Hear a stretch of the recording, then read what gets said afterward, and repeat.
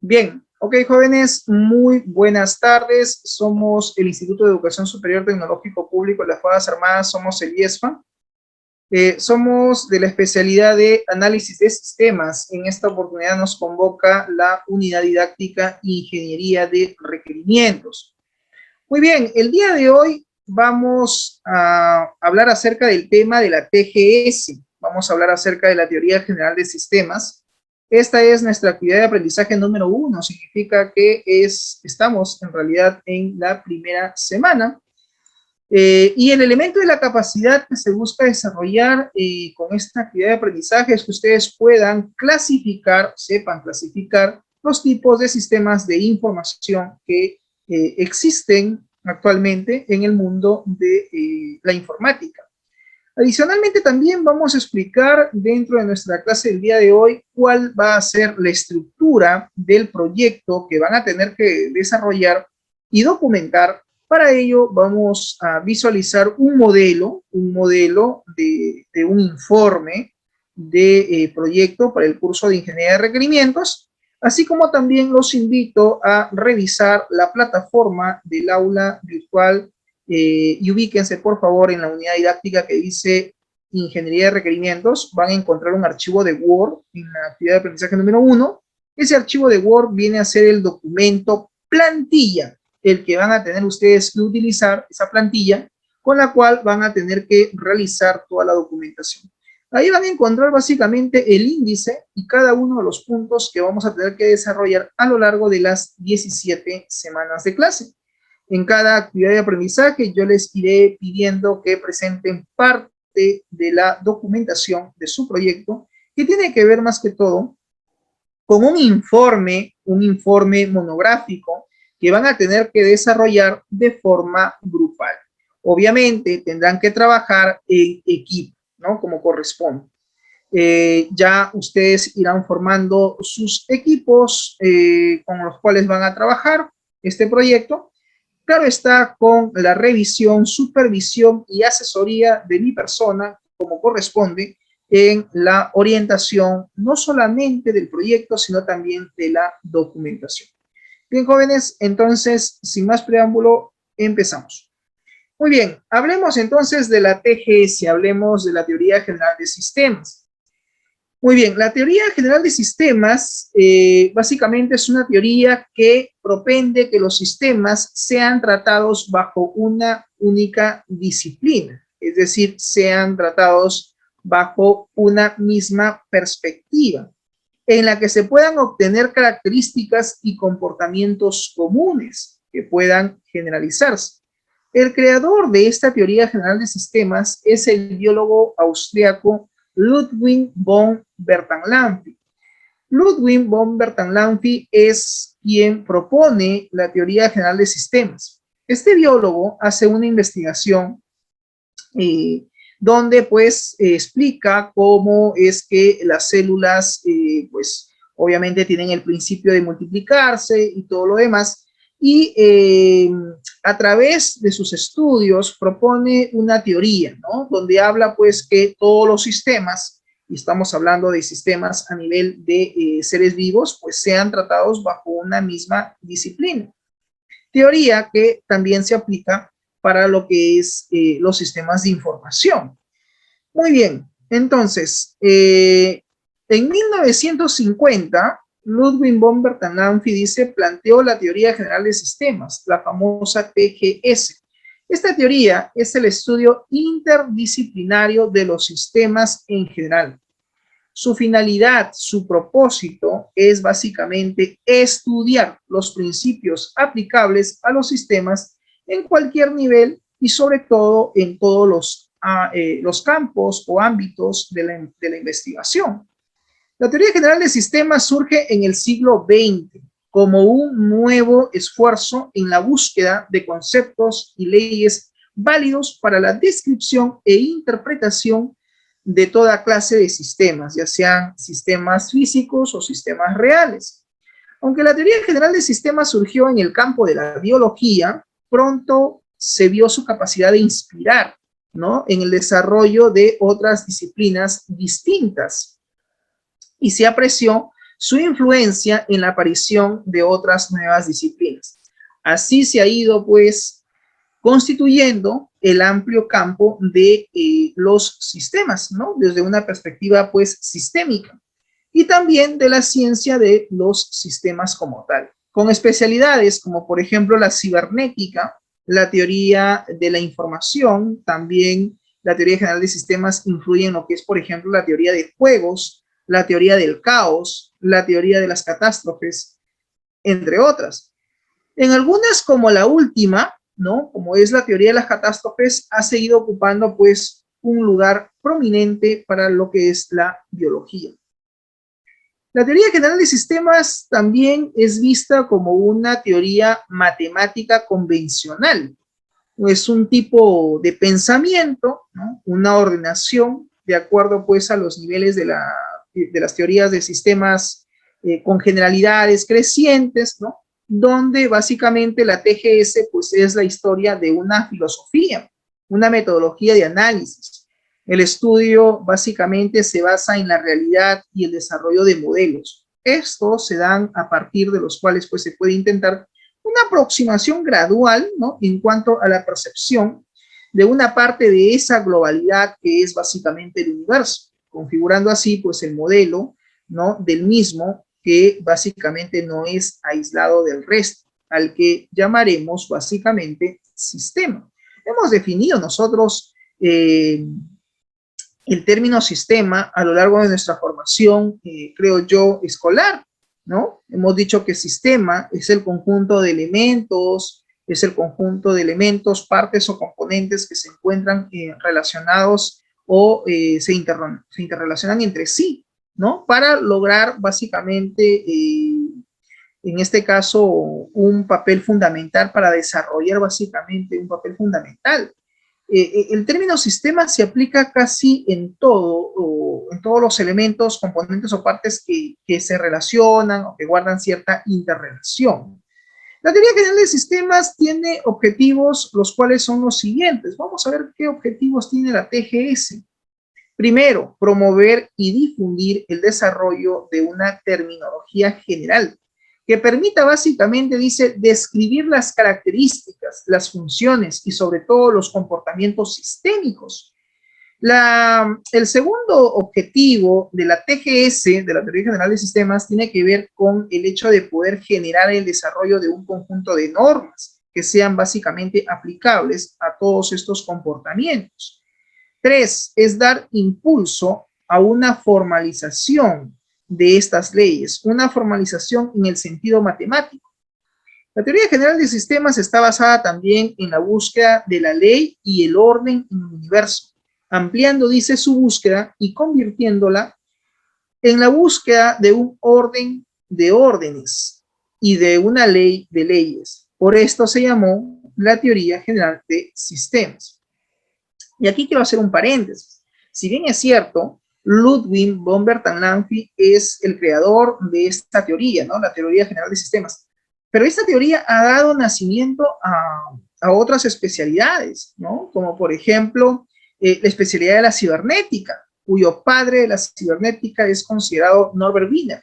Norbert Wiener es considerado, pues, el padre de la cibernética porque hizo su investigación basado, pues, en todo lo que tenía que ver con la cibernética, con los cyborgs, los robots. Era un tipo que se adelantó a sus tiempos y que hoy en día eso ya es una realidad. Hablar, por ejemplo, de robots, hablar, por ejemplo, de cyborgs, ya no es, digamos, ciencia ficción, es algo que se está dando sobre todo en países avanzados como en Asia, ¿no? El hecho de que hoy en día se construyan prototipos también de robots, ¿no? Como por ejemplo Japón y la China. Existe, por ejemplo, un proyecto americano que tiene que ver con Sofía, no sé si han escuchado, que es una robot que está desarrollada con la intención de aplicar, por ejemplo, lo que es Machine Learning, ¿no? El aprendizaje automatizado, ¿no? Y que es un robot que va adquiriendo, ¿no? Una serie de características. La idea es que sean lo más humanos posible. Entonces, nos damos cuenta, pues, que muchos de los autores que han aparecido a lo largo de la historia de la humanidad buscan generalmente brindar aporte a través de sus investigaciones y a través de su conocimiento. Otro de ellos es Peter Senge. Peter Senge, por ejemplo, es un autor que propone la teoría del pensamiento sistémico, ¿no? Incluso hay un libro muy interesante del pensamiento sistémico que creo yo todo especialista de sistema está obligado a leer, así como también el autor Peter Checkland. Peter Checkland también es un autor que hace una investigación y propone, por ejemplo, la metodología de los sistemas blandos o los sistemas suaves, ¿no? Dado que hay toda una clasificación de... Muy bien. Schoenberg y otros estudiosos en el año 1993 atribuyeron a la teoría general de sistemas ciertas características, como por ejemplo la interrelación, la totalidad, la búsqueda de objetivos. Cuando habla básicamente, por ejemplo, una primera característica que tiene que ver con la interrelación, ¿no? Se dice que entre los elementos del sistema, tomando en cuenta pues cada uno de esos, de cada uno de esos elementos que conforman ese sistema, debe haber cierta interrelación entre ellos, ¿no? Estos elementos no pueden ser considerados únicamente de forma individual. La otra característica tiene que ver con la totalidad, ¿no? Aquí el enfoque de sistemas es un tipo más gestálico de enfoque, ¿no? Que trata pues de hacer frente a todo, ¿no? Con todos sus componentes de una forma interrelacionada. Es decir, aquí debemos de ver al sistema no solamente desde la perspectiva de la interrelación de los elementos que lo conforman, sino también ver al sistema en su conjunto, de forma global, de forma total. Y también tenemos otra característica que tiene que ver con la búsqueda de los objetivos. Aquí, pues, los sistemas están compuestos por elementos, los cuales son siempre considerados, donde la interacción de esos elementos hace que siempre se alcancen básicamente las metas que son trazadas a una situación final, ¿no? O posición de equilibrio. Es decir, siempre se debe buscar, en este caso, objetivos, ¿no? Que deben de siempre considerarse, ¿no? Para el desarrollo de todo sistema, ¿no? Que obviamente van a ser compuestos por ciertos elementos. También están los insumos y productos. Aquí son importantes el tema, las características de insumos y productos son importantes para el funcionamiento de los sistemas, generando generalmente, dice, las actividades que originarán el logro de las metas. El otro punto, la otra característica tiene que ver con la transformación. Un sistema transforma las entradas y salidas que tiene como tal, ¿no? Por ejemplo, decíamos que todo sistema de información tiene actividades básicas, ¿no? Entrada de datos, procesamiento de datos, almacenamiento de datos y también salida de datos. Entonces, siempre un sistema cuando recibe información, los procesa, lo almacena y luego se extrae. Hay obviamente una característica ahí de transformación de la información. También está la característica de la entropía. La entropía está directamente relacionado, ¿no? Con un estado de desorden, ¿no? La entropía es caos, la entropía es desorden. Donde básicamente, pues aquí los sistemas, ¿no? Básicamente tienden hacia un desorden y si se dejan aislados, perderán justamente el dinamismo, convirtiéndose en sistemas inertes, ¿no? Desde la perspectiva de la teoría general de sistemas, esa es la característica que define a la entropía. Muy bien, en ese sentido, así como existe, por ejemplo, la entropía, también existe la sinergia. La sinergia tiene que ver con la capacidad, por ejemplo, de cohesión entre los elementos que conforman un sistema. Entonces, en resumen, ¿qué buscamos en los sistemas de información? Pues que exista cierta sinergia entre los componentes, entre las partes, los elementos de ese sistema, de tal manera que se evite siempre la entropía, claro está. Otra característica tiene que ver con la regulación, ¿no? Todos los componentes que interactúan dentro del sistema deben de ser regulados para de esta forma pues cumplir con los objetivos deseados. También tenemos la característica de jerarquía, ¿no? Y aquí básicamente existen los sistemas que son un conjunto de subsistemas donde podemos incluso, por ejemplo, tener en el caso de un sistema informático, yo puedo decir el sistema de ventas. El sistema de ventas es básicamente el sistema que voy a desarrollar, pero ese sistema, si bien es cierto, es un proceso macro, o sea, el proceso de la venta, pero ese proceso puede contener subprocesos, como por ejemplo, cómo inicia una venta. En alguna determinada empresa, en alguna determinada organización, quizás la venta inicie con el pedido. Quizás en otra empresa no necesariamente inicia con el pedido, sino con la emisión de una proforma de venta, ¿no? Donde primero se emite la proforma de venta, luego la proforma de venta genera el pedido de la venta, ¿no? El pedido, y luego del pedido pasa al siguiente proceso, que es el proceso de la facturación, el cual podría ser la emisión de una factura de venta o una boleta de venta. Y luego, como siguiente proceso, vendría a ser el proceso del pago, ¿no? El hecho de pagar el importe de lo que estamos comprando, ¿no? Yo como cliente. Y puede haber un tercer proceso, puede haber otro proceso más que tiene que ver con el despacho o entrega de mercadería. La suma de todos esos subprocesos van a dar nacimiento al proceso de la venta. Entonces, si yo considero que mi sistema tiene que ver digamos, con un sistema de ventas, entonces yo puedo decir que este sistema tiene subsistemas. Puedo decir que el pedido puede ser un subsistema, el proceso de emisión de proforma de venta es otro subsistema, el proceso de facturación puede ser otro subsistema, el proceso de entrega o despacho de mercadería puede ser otro subsistema, el proceso de pago también otro subsistema. Entonces, la unión de subsistemas pueden dar nacimiento a un sistema general, como lo es, por ejemplo, el sistema de ventas. Muy bien. Por otro lado, también existe la característica de la diferenciación. Aquí todos los sistemas contienen unidades especializadas, ¿no? Dedicadas a llevar a cabo funciones específicas. Y también está la equifinalidad, que básicamente este concepto, bueno, se va a abordar más adelante porque es un concepto un poco más amplio, ¿ya? Hemos tratado básicamente de ver las características de la TGS, la Teoría General de Sistemas. La teoría general de sistemas como tal es amplia, no vamos a profundizar tampoco en ello, solamente a tomarlo como referencia, porque al final el curso es ingeniería de requerimientos y hay que entender un poquito, ¿no? Cómo es que parten los sistemas de información, ¿no? Todo conocimiento pues parte de una teoría. El siguiente concepto tiene que ver con la holística. La holística es un concepto sistemático, en la cual el sistema dice debe tratarse como un todo. Desde esta perspectiva, el concepto de la holística nos dice que básicamente todos los sistemas de información deben de ser tratados de forma general y no de forma particular, ¿ya? De ahí viene el término holístico. ¿Existen tipos de sistemas según la clasificación de la Teoría General de Sistemas? Sí. Tenemos los sistemas cerrados y tenemos los sistemas abiertos. Cuando hablamos de sistemas cerrados, son aquellos sistemas que no interactúan con su medio exterior. Un sistema cerrado, por ejemplo, sería el universo. ¿El universo es considerado un sistema cerrado? Sí, porque básicamente no es finito, sino infinito. No conocemos, digamos, los límites. Todo sistema también debe tener un límite. En este caso, un sistema cerrado no tiene límite, pues, ¿no? Y sobre todo no hay interacción con el medio exterior. Por otro lado, están también los sistemas abiertos, y aquí pues estos sistemas básicamente sí logran interactuar con su medio exterior.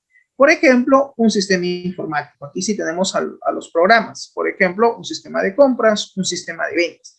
Un sistema de compras es un sistema abierto, sí. ¿Por qué? Porque interactúa con otros stakeholders, como por ejemplo, voy a tener que interactuar, el sistema de compra va a tener que interactuar con el empleado, con el vendedor y también con los proveedores, porque en un sistema de compras el empleado solicita la compra de productos a los proveedores. Y en un sistema de ventas interactúan como stakeholder el empleado, ¿no? O colaborador o vendedor con el cliente, ¿no? Siendo el cliente en este caso quien inicia el proceso de la venta. A continuación tenemos un diagrama, ¿no? Donde explica pues la teoría general de sistemas. Aquí, por ejemplo, los sistemas pueden ser clasificados desde dos maneras. Tenemos los sistemas duros y tenemos los sistemas blandos. Según la perspectiva de la TGS, hay dos tipos de sistemas: los sistemas blandos y los sistemas duros. Cuando hablamos de sistemas duros, estamos hablando de sistemas determinísticos y de sistemas probabilísticos. A ver, veamos la definición de sistemas duros.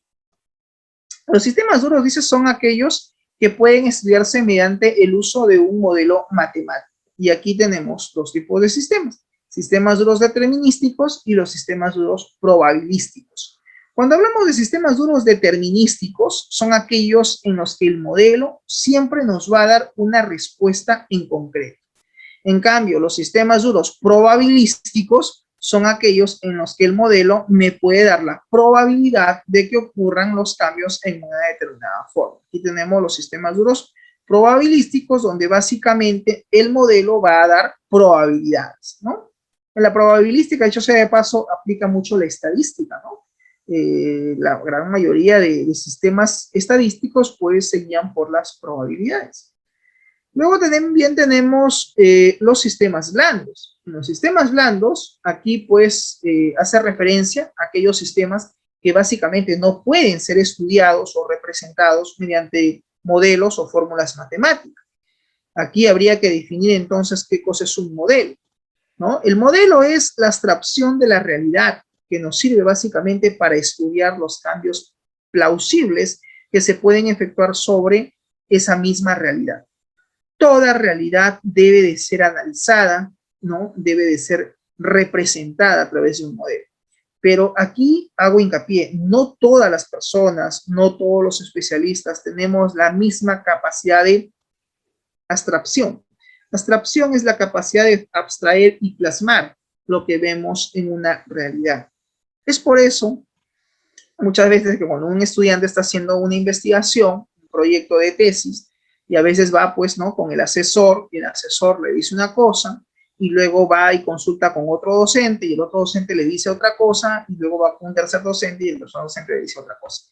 Y eso es natural, o sea, cada especialista va a tener un punto de vista distinto, ¿no? Cada uno de ellos pues tiene un Weltanschauung, un punto de vista diferente de abstraer la realidad y de ver cómo es que finalmente esa investigación se está llevando a cabo, o cómo es que el sistema lo está realizando, ¿no? Entonces, pero no obstante, el investigador pues tiene que tratar, ¿no? De mediar todos esos conocimientos y llegar finalmente a una sola respuesta, ¿no? Pasa mucho que a veces el estudiante viene y me dice, profesor, tengo mi base de datos, y a veces, por ejemplo, yo reviso la base de datos y le digo, esta base de datos está mal, falta normalizar, faltan entidades, faltan atributos, ¿no? Entonces, ¿quién te ha revisado? Y a veces revisa un colega que no es de la especialidad de base de datos, ¿no? Es de repente de redes o es de repente de programación, porque tiene otra, obviamente, otra perspectiva, otra forma de representar la realidad, ¿no? Entonces, eso es así, siempre se va a dar, ¿no? Cada especialista pues tiene una capacidad de analizar, de representar la realidad y lo va a hacer a través del uso de modelos. Muy bien, veamos ahora cuáles son las partes de un sistema. Todo sistema tiene partes, ¿sí? Claro que sí. Todo sistema va a tener una frontera. Esa frontera se le llama límite, ¿ok? Va a tener también un sistema, la parte interna y la parte externa. La parte externa se le llama la parte exterior. Los eventos o acciones que se ingresan al sistema se llaman acciones exógenas.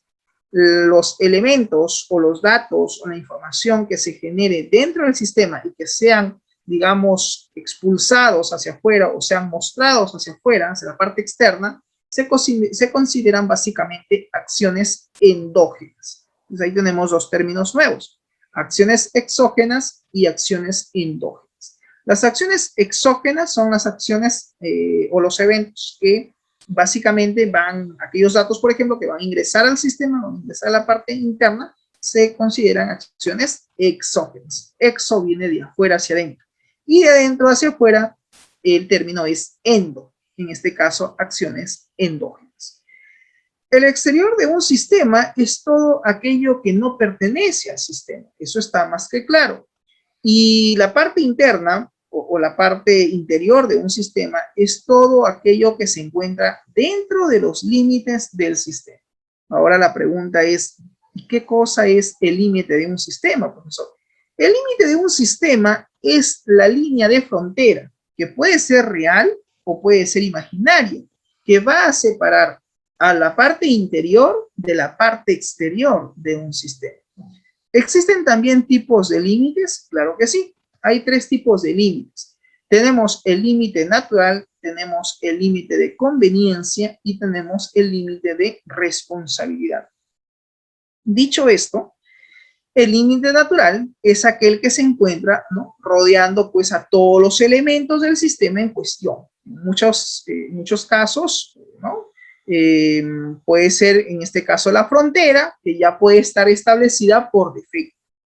Y el límite de conveniencia, ¿no?, es aquel límite que se traza según las necesidades del analista de sistemas. Aquí, por ejemplo, un analista de sistemas puede establecer claramente cuál va a ser el límite del sistema, pero si lo hace de esa manera, diríamos que eso es un límite de conveniencia, obviamente, ¿no? Y también está el límite de responsabilidad, ¿no? En algunos casos, los elementos de un sistema muestran cierta interdependencia marcada, porque es necesario aquí definir el límite del sistema tomando en cuenta estas interdependencias. Muy bien, habiendo ya definido estos conceptos, por favor no se olviden, que quede claro entonces que todo sistema de información tiene, en este caso, partes, elementos. No se olviden, la parte externa, la parte interna, el límite, que no es otra cosa que la frontera, que puede ser real o puede ser imaginaria, los datos que se pueden ingresar al sistema, que no son otra cosa que acciones exógenas, y los datos que se pueden, digamos, extraer de ese sistema hacia la parte externa vienen a ser considerados acciones endógenas.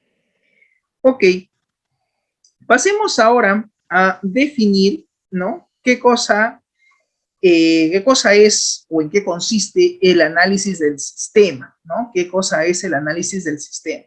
El análisis del sistema básicamente es la etapa en la cual nos preocupamos por conocer las partes y componentes de un sistema. Todo sistema de información, hemos dicho, que tiene una serie de elementos, una serie de componentes o partes que van a conformar dicho sistema de información. Entonces, si vamos a desarrollar un sistema de información, tenemos que hacer la fase de análisis. Y esa fase de análisis va a consistir en justamente conocer, preocuparnos por conocer nosotros como especialistas cuáles van a ser los elementos, ¿no?, los componentes o las partes que van a conformar dicho sistema. La segunda fase o etapa tiene que ver con el diseño del sistema. El diseño del sistema básicamente consiste en el previo conocimiento del sistema actual. Profesor, tengo una pregunta. ¿A qué se refiere cuando usted dice el previo conocimiento del sistema actual? Si tú intentas sistematizar un proceso de negocio de una empresa donde no existe nada automatizado, donde todo se lleva a cabo de forma manual, donde los pedidos se anotan de forma manual, donde las facturas se siguen registrando de forma manual. Eso, ¿qué cosa es? Es un sistema, es una forma de hacer las cosas. Es un sistema manual, una forma manual de cómo operar en esa organización. No obstante, si tenemos la intención de cambiar esa realidad, entonces tenemos que analizar el sistema, ver cuáles son los procesos de negocio que vamos a sistematizar y luego pasar a la fase de diseño. En la fase de diseño nosotros tenemos que tener ya un conocimiento previo de cómo es que trabaja o opera la empresa bajo esa perspectiva de la forma manual, ¿no?, del registro todavía de repente a través del uso de papel y lápiz. Para ello debemos de efectuar, claro está, ciertas modificaciones en ese sistema que nos conduzcan en cierta manera pues a un mejor funcionamiento de ellos. Muy bien, definamos ahora el concepto de sistema. Sistema es un conjunto entonces de elementos, lo dijimos al inicio de la clase, ¿no?, un conjunto de elementos que están interrelacionados o son interdependencias, ¿no?, interactuantes o que interactúan entre sí con un propósito, con un fin determinado, básicamente con un objetivo. Aquí, por ejemplo, tenemos una serie de círculos, ¿sí? Estos círculos vendrían a ser, por ejemplo, los procesos, ¿sí? Por ejemplo, los procesos de negocio o los procesos administrativos o también procesos comerciales que puede tener determinada organización, ¿no? Y en determinada organización, probablemente muchos de esos procesos no están aislados, se relacionan unos con otros. Y en ese sentido, pues es importante conocer cada una de las características que tiene cada uno de esos procesos, de los cuales nosotros intentamos mejorar o sistematizar. Por ejemplo, yo puedo decir que esta esfera de acá, de color azul, ¿no? Viene a ser el proceso de, por ejemplo, emisión de proforma de venta. Yo digo, la proforma de venta conlleva al proceso de emisión de pedido. Entonces, tengo acá el proceso de emisión de proforma de venta, ¿no? En el cual pues va a permitir llevar a cabo el proceso de generación de pedido. Se genera el pedido y el pedido finalmente pues da paso al proceso de facturación. Este proceso de facturación, ¿no? El cual consiste en emitir una boleta o una factura, conlleva, por decir, al proceso de pago. Y finalmente el proceso de pago de la facturación, que es parte de la venta, finalmente conlleva al proceso de despacho o entrega de mercadería. Y finalmente los productos de esa venta, ¿no? Digo esa venta porque la venta está conformada por todos los subprocesos, ¿no? Finalmente son entregados al cliente. Entonces, cuando sale los datos o la información del sistema, sale de la parte interna. Recuerda que todo esto es la parte interna.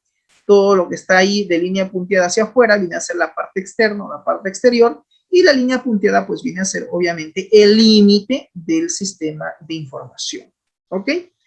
Muy bien, entonces podemos decir que los sistemas pues tienen límites o fronteras que son, ¿no? Básicamente los que diferencian del ambiente exterior.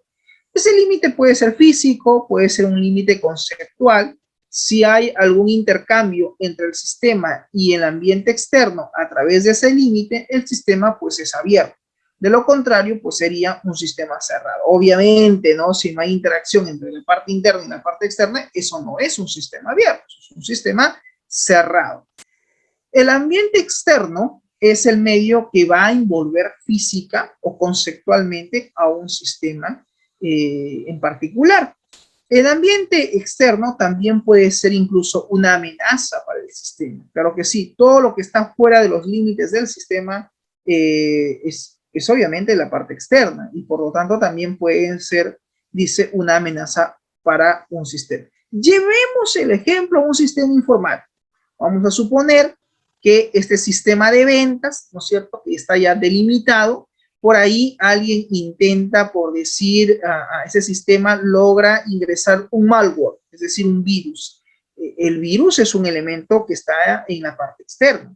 Al ingresar, ¿no es cierto?, está violando lo que se llama el tema de la seguridad de la información. Entonces, todo sistema también tiene que tener otros criterios, como por ejemplo la seguridad de la información, ¿no? Cómo evitar que ese agente externo que intenta ingresar o ha logrado vulnerar la seguridad, pues puede generar, en este caso, caos o entropía dentro del propio sistema de información. Muy bien, hablemos ahora de los tipos de sistemas. En cuanto a su constitución, existen sistemas físicos o también conocidos como sistemas concretos. Y también están los sistemas abstractos.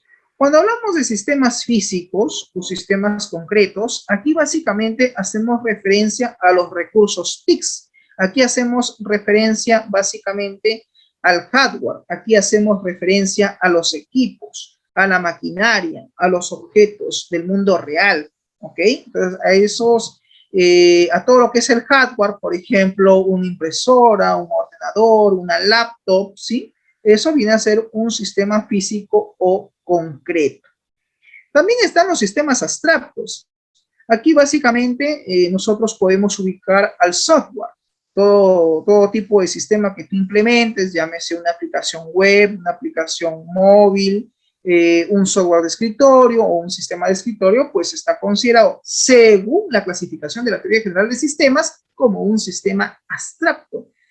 Básicamente, los sistemas abstractos están compuestos, dice, por planes, por conceptos, por ideas o inclusive por hipótesis. Muchas veces solo existe a veces este tipo de sistemas en el pensamiento de las personas. Muchos de los sistemas de información que se crean hoy en día nacen producto de una idea innovadora, de una idea de innovación, donde obviamente pues se aplica tecnología y se aplica conocimientos de informática. donde naturalmente se va a tener que hacer uso de algunos algoritmos que ayuden pues a mejorar o automatizar determinados procesos dentro de una organización. En cuanto a su naturaleza, según la clasificación de los tipos de sistemas de la Teoría General de Sistemas, nos dicen que existen dos tipos, los sistemas cerrados y tenemos aquí los sistemas abiertos y también los sistemas aislados. La TGS así los clasifica. Muy bien, hablemos de los sistemas cerrados. No presentan intercambio con el medio ambiente que los rodea, es decir, son sistemas herméticos a cualquier influencia ambiental. No reciben ningún recurso externo y nada produce que sea enviado hacia afuera. En rigor, pues no existen sistemas cerrados. Se da el nombre básicamente de sistema cerrado a aquellos sistemas cuyo comportamiento es determinista y programado y que opera con un pequeño intercambio de energía. Es decir, ese tipo de sistemas necesitan de energía y sobre todo de materia que va a estar en el ambiente. Se aplica pues aquí el término, ¿no?, a los sistemas completamente estructurados, donde los elementos y relaciones pues se combinan de una manera muy peculiar y rígida, produciendo así una salida invariable, como por ejemplo son las máquinas. Entonces las máquinas son un sistema cerrado porque obviamente tienen un circuito, ¿no?, ya programado y donde al pequeño intercambio de energía operan, ¿no? Son básicamente rígidos, no son dinámicos. Ojo. Los sistemas abiertos, en tanto, presentan sí un intercambio, ¿no?, una interacción con el ambiente a través de los famosos inputs, entradas, y también outputs, salidas. Un sistema informático vendría a ser, profesor, entonces un sistema abierto. Respuesta sí, porque recibe datos. Entonces hay un input, hay una entrada. Esos datos probablemente tendrán que ser procesados, también almacenados, y en algún momento yo necesitaré extraer información de ese sistema, ya sea de forma física, ya sea de repente de forma virtual en pantalla. Entonces, eso obviamente viene a ser un sistema abierto. ¿Por qué? Porque hay una interacción entre el usuario que opera el sistema y el sistema propiamente dicho.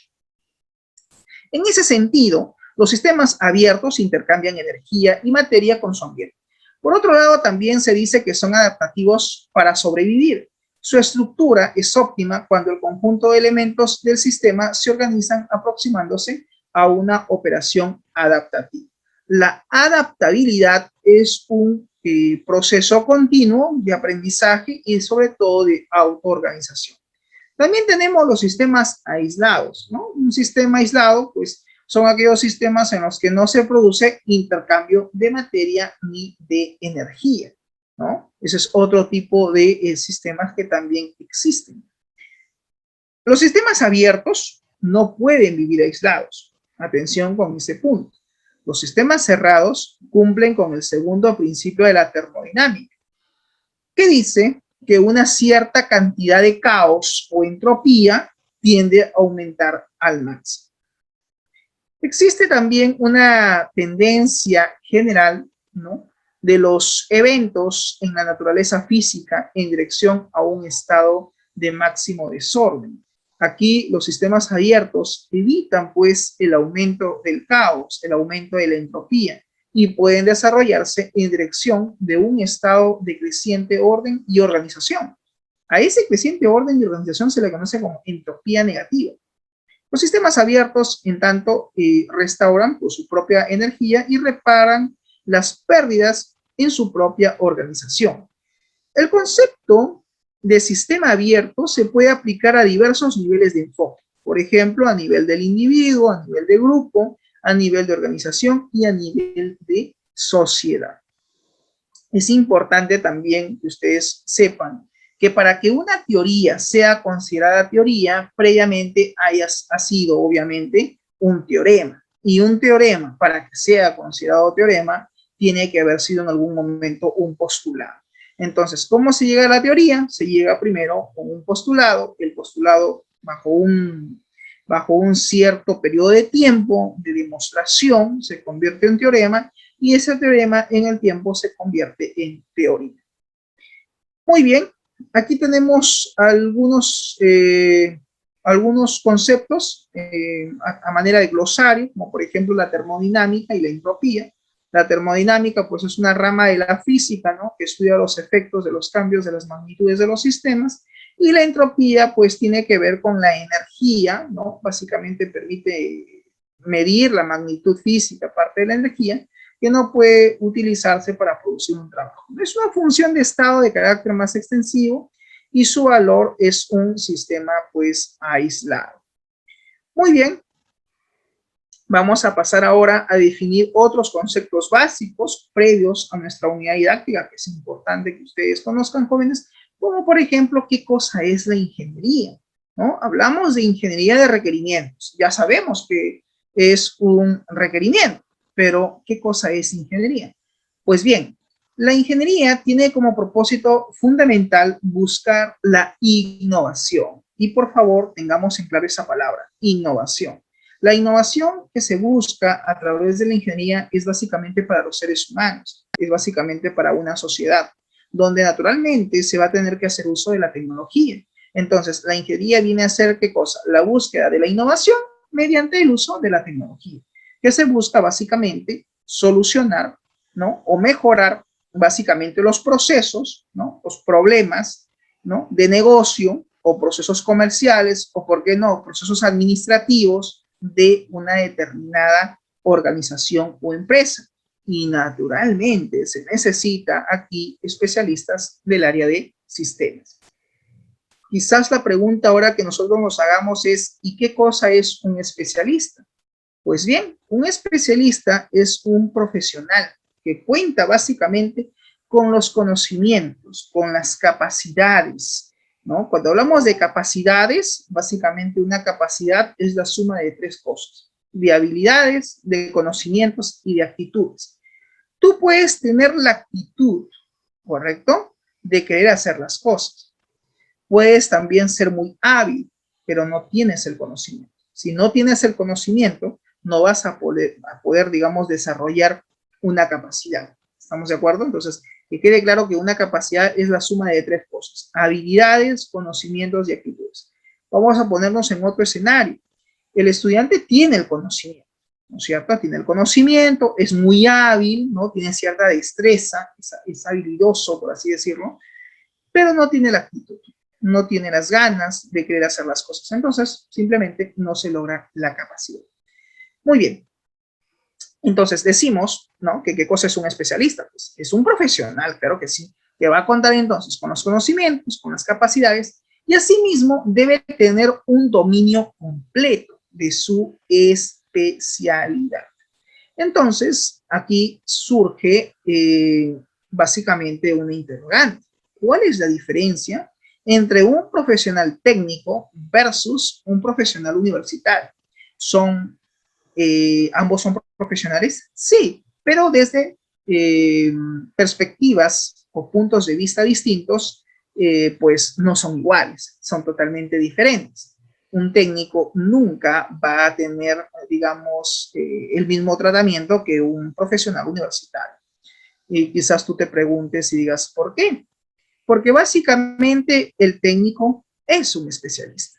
Es un especialista en una determinada disciplina, es un especialista en una determinada materia, por eso es técnico. El universitario, en cambio, es una persona, es un profesional que tiene más allá de una visión particular, tiene una visión holística, tiene una visión general. El universitario es una persona que ve el problema, pero lo ve de forma holística. ¿Qué quiere decir eso? Que si hay un problema, el técnico lo va a solucionar porque obviamente ha sido formado bajo una especialidad, ¿verdad? Ustedes, por ejemplo, son técnicos, van a ser técnicos, profesionales técnicos en su carrera de análisis de sistemas. Entonces, si yo les traigo, por decir, un problema de, no sé, que tiene que ver, por ejemplo, con el tema contable, de repente no lo van a poder resolver, porque de repente me dice, profesor, a mí no me han formado en contabilidad ni en estados financieros. Yo sé de sistemas, de base de datos, de programación, de aplicaciones móviles, etcétera, lo cual está bien, porque para eso han sido formados. En cambio, un ingeniero de sistemas es una persona que ha sido, digamos, formada en varios ámbitos del conocimiento. ha llevado obviamente más años de estudio, y es una persona que tiene que tener quizás una visión más general de un problema. Es allí donde entran ustedes a tallar, porque como es una persona con visión holística, es más que todo un analista, ¿no? En el caso del ingeniero de sistemas. Entonces, ahí necesitamos de ustedes, de los técnicos, ¿no? Los capos en gestión de base de datos, los capos en programación, en desarrollo de software, etcétera, porque por algo han sido ustedes especializados. ¿Bien? Entonces, obviamente hay diferencias. Muy bien, ahora vamos a ver cuáles son los especialistas que existen en el área de sistemas y que es importante que ustedes conozcan, jóvenes. Bien, en el área de sistemas se desarrollan una variedad de especialistas. A ver, el primero de ellos es el gestor de proyectos informáticos, es decir, el gestor de proyectos de TI, el gestor de proyectos de tecnologías de la información. Por lo general, un gestor de proyectos informáticos es un ingeniero de sistemas. Es una persona que va a gestionar, a conducir, a direccionar un proyecto de tecnologías de la información. Entonces, es una persona que obviamente tiene que tener capacidad de visión, de poder analizar una problemática y poder plantear la mejor alternativa de solución. Otro especialista del área de sistemas es el analista de sistemas. Y aquí también están ustedes. Ustedes son formados bajo la especialidad de análisis de sistemas, por lo tanto, ustedes van a salir como profesionales técnicos en análisis de sistemas. Dicho sea de paso, van a tener un título muy bien marketeado. Y en ese sentido, el analista de sistemas, pues es una persona que tiene la capacidad de analizar, de someter a un cuestionamiento, ¿no? Cada uno de los requerimientos, por ejemplo, de usuario, que debe tener todo sistema de información antes de su proceso de desarrollo o de implementación. Entonces, el analista de sistemas también es pieza clave en el proceso de sistematización, porque es una persona que tiene que tener la capacidad también de saber analizar una problemática y plantear alternativas de solución dentro de su especialidad, dentro del tema de informática, crear prototipos, crear modelos, hacer diseño, etcétera, ¿no? Para luego continuar pues con el proceso de implementación. También tenemos aquí como especialistas en el área de sistemas a los auditores de sistemas. Los auditores de sistemas son profesionales que se dedican más que todo a evaluar, a revisar y a certificar si un sistema cumple o no con ciertos requerimientos, o si es que tiene de repente fallas en cuanto a su funcionamiento, etc. Entonces, el auditor de sistemas también cumple un papel fundamental para el área de sistemas. Y también tenemos al especialista en redes y conectividad, ¿no? Aquí están pues los técnicos, ¿no? O los ingenieros en redes y telecomunicaciones que se encargan pues de establecer las conexiones de una red LAN, ya sea alámbrica o inalámbrica.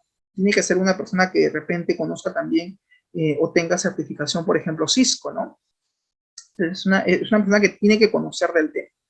Y también tenemos a los desarrolladores o programadores de sistemas, ¿no? Aquí quizás muchos de ustedes se quieran de repente, no sé, dedicar a lo que es el tema de programación, el tema de desarrollo, ¿no? Si les gusta programar, aprendan bien lo que es el lenguaje Java, el lenguaje C#, PHP, etcétera, que obviamente les va a abrir oportunidades.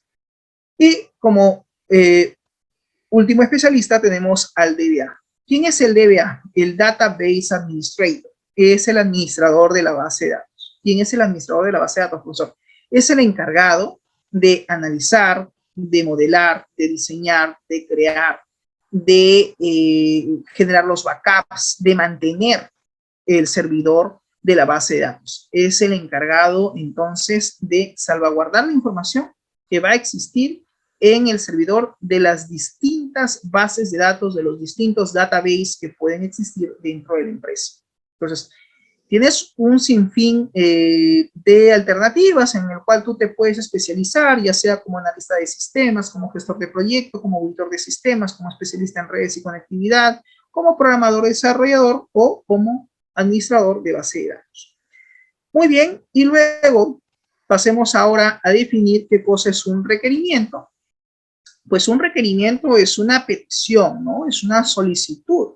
Dichos requerimientos son básicamente solicitados por los usuarios, ¿no? Y los usuarios son básicamente el personal que labora en una empresa, en una organización. donde en muchas oportunidades, en muchas ocasiones, pues los requerimientos son validados, es decir, son revisados y aprobados por el customer. ¿Quién es el customer? Pues es el cliente. Los requerimientos de usuario también son denominados requerimientos del sistema y deben de ser clasificados básicamente estos requerimientos en dos tipos de requerimientos. Los requerimientos funcionales y los requerimientos no funcionales de todo sistema de información. Los requerimientos funcionales son considerados básicamente aquellos requerimientos del sistema informático, pero a un nivel más que todo operativo, a un nivel funcional, es decir, son aquellos requerimientos que se esperan que el sistema realice, que el sistema haga. Por ejemplo, un requerimiento funcional sería el mantenimiento de productos. Un requerimiento funcional sería el registro de clientes. Un mantenimiento funcional sería el registro de empleados, el registro de pedidos, la generación de facturas, etcétera, etcétera. Todo lo que esperamos que el sistema haga a nivel operativo o a nivel funcional. Y los requerimientos no funcionales son considerados los requerimientos específicos del sistema. Aquí se detallan y clasifican básicamente cada uno de los requerimientos técnicos, ¿no? Que debe tener pues el sistema, ¿no? A nivel de procesamiento, a nivel de consultas, ¿no? También podemos aquí citar a los requerimientos de hardware, porque no, en cuanto al tema de los requerimientos no funcionales. Muy bien, siguiente punto. Entonces, habiendo ya definido, ¿no?, qué cosa es la ingeniería, qué cosas son los requerimientos, entonces ahora sí podemos dar la definición de qué cosa es la ingeniería de requerimientos. Pues bien, la ingeniería de requerimientos se basa en el análisis de los requerimientos de los usuarios, es decir, en el análisis de requerimientos del cliente, los cuales deben estar estructurados, deben estar procesados para proceder al diseño de las soluciones informáticas donde se requieran el uso y la aplicación de las TICs. ¿Qué son las TICs? Pues son las tecnologías de la información y la comunicación. Dando lugar luego al proceso de desarrollo, dando lugar luego al proceso de implementación, es decir, de programación. ¿De quién? Del sistema. Muy bien, y luego tenemos la definición de proceso de reingeniería de software. Este es otro tema también importante que ustedes deben de tener en cuenta. ¿En qué consiste, profesor, el proceso de reingeniería de software? Ya hemos hecho o ya definimos ingeniería de requerimientos, pero así como existe ingeniería de software, ¿por qué decimos reingeniería de software? El re es una especie de volver. A ver, vamos a ver. Dice, el proceso de ingeniería de software es aquel proceso que va a cuestionar racional y radicalmente cada uno de los procesos existentes dentro de la empresa.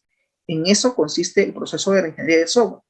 Aquel proceso que cuestiona radical, significa mediante el uso de la razón, ¿ya? Racional, mediante el uso de la razón, y radicalmente, pues cada uno de los procesos existentes, los cuales pues han sido sistematizados. Pero frente a un incorrecto funcionamiento, ¿no?, del sistema informático, se decide plantear un rediseño de la solución implementada. Es decir, el proceso de reingeniería va a cuestionar, ¿no? Va a cuestionar si los procesos que hoy en día realiza determinado sistema son correctos, son oportunos, y si es que existiera alguna falla, entonces lo que nos va a recomendar el proceso de reingeniería es, después de haber hecho todo este cuestionamiento racional y radical de los procesos, nos va a decir, ok, lo que vamos a hacer es replantear todo el sistema, y se va a replantear mediante un rediseño, dando lugar así a la implementación de un nuevo sistema informático. Profesor, tengo una pregunta. En un proceso de reingeniería de software, debemos de desinstalar el sistema actual que tienen los usuarios, debemos de dejar el sistema actual que los usuarios están utilizando para poder usar el nuevo sistema. La respuesta es sí, pero no es un proceso de cambio inmediato, es un proceso de cambio gradual. ¿Qué significa esto? Que mientras no tengas el nuevo sistema de información, tú no puedes decirle a los usuarios que dejen de operar el sistema actual, porque el usuario no se puede quedar sin sistema. El usuario tiene que seguir operando, ¿no? Y tiene que seguir trabajando los datos que se van generando día a día en la actividad comercial o en la actividad operativa de la empresa, ¿no? Donde va a registrar los pedidos, las facturas, las ventas, etcétera. Tiene que tener a la mano un sistema. Mal o bien, el sistema actual todavía debería seguir operando hasta que tengas la versión final del nuevo sistema. Solo cuando tengas una versión final harás el change, el cambio of system, el cambio de sistema. Muy bien, entonces ahora veamos qué cosa es un sistema, pues lo habíamos definido anteriormente y lo volvemos a tocar. Pues un sistema es un conjunto de elementos o componentes que se encuentran interrelacionados o son interactuantes entre sí y que permiten el correcto funcionamiento de un sistema. Que quede claro que un sistema, si bien es cierto, contiene un conjunto de elementos o de componentes, pero estos no son istas, estos no se encuentran aislados, estos siempre están interrelacionados, son interactuantes entre sí. Si este principio no se cumple, entonces eso no es un sistema. ¿Estamos de acuerdo? Muy bien, de esa forma, entonces definamos ahora qué cosa es un sistema informático. Pues bien, un sistema informático es aquel programa o aquella aplicación informática que tiene básicamente acceso, que tiene conectividad a una base de datos, es decir, a un database. Todo sistema informático contiene un proceso de negocio. Y esto, por favor, yo lo voy a subrayar porque considero que es importante tener en cuenta. Todo sistema informático, repito, contiene un proceso de negocio. Cuando digo proceso de negocio, estoy haciendo referencia a un proceso comercial. Puede ser un proceso administrativo también, que ha sido previamente automatizado, que ha sido previamente sistematizado. ¿Ya? Que quede claro eso. Todo sistema de información no es otra cosa que la sistematización o automatización de una serie de business process, procesos de negocio o procesos comerciales que maneja o que opera determinada empresa. De esa manera, llegamos ahora a la definición de qué cosa es una base de datos relacional. ¿No, profesor? Ingeniería de requerimientos, análisis, diseño y, ¿por qué no?, desarrollo de un sistema de información. Usted ha dicho que todo sistema de información necesita de una base de datos. ¿Es correcto? La respuesta es sí. ¿Y qué cosa es una base de datos relacional? Pues bien, una base de datos, o también conocido como banco de datos, en este caso se llama database, es un conjunto de datos pertenecientes a un mismo contexto. ¿Qué entienden ustedes por contexto? ¿A qué se refiere cuando usted dice, profesor, pertenecientes a un mismo contexto? El contexto es el entorno, ¿ya? El environment, el lugar. Entonces, una base de datos o un banco de datos, pues es un conjunto de datos que pertenecen básicamente a una empresa, a un mismo entorno, a un mismo lugar, a un mismo ambiente o un mismo environment. Y que son almacenados sistemáticamente, básicamente, para su uso posterior. El objeto principal de una base de datos son las tablas. La estructura de una tabla está constituida por columnas y filas. Las columnas se denominan también campos, atributos, mnemotecnios, esto básicamente en el tema de modelamiento. Y las filas no son otra cosa que los registros, o también conocido como tuplas. Este último también se utiliza en el tema de modelamiento. ¿Ok? Hay que tener en cuenta, señores, que para nosotros poder crear una base de datos relacional tenemos que hacer primero un análisis y luego hacer un diseño, ¿no? Un modelamiento y un diseño de dicha base de datos antes de su implementación. La tabla es el objeto principal, entonces, de una base de datos, claro que sí. Por lo tanto, pues podemos decir que la tabla es el elemento fundamental, es el elemento clave, ¿no?, de la base de datos. En ese sentido, ¿qué vendría a ser la base de datos? Pues la base de datos es un contenedor de información.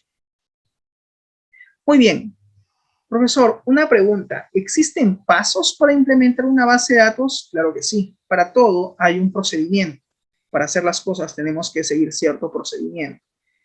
En el caso de la implementación de una base de datos, lo primero que tenemos que tener en cuenta es el análisis de requerimientos de usuario, que básicamente consiste en conocer el proceso de negocio, consiste en conocer cómo es que opera la empresa, cómo se lleva a cabo el proceso de ventas, cómo se lleva a cabo el proceso de reserva y alquiler de habitación, cómo se lleva a cabo el proceso de matrícula, cómo se lleva a cabo el proceso de convalidación de cursos, cómo se lleva a cabo el proceso de pago de tributos, etcétera, etcétera.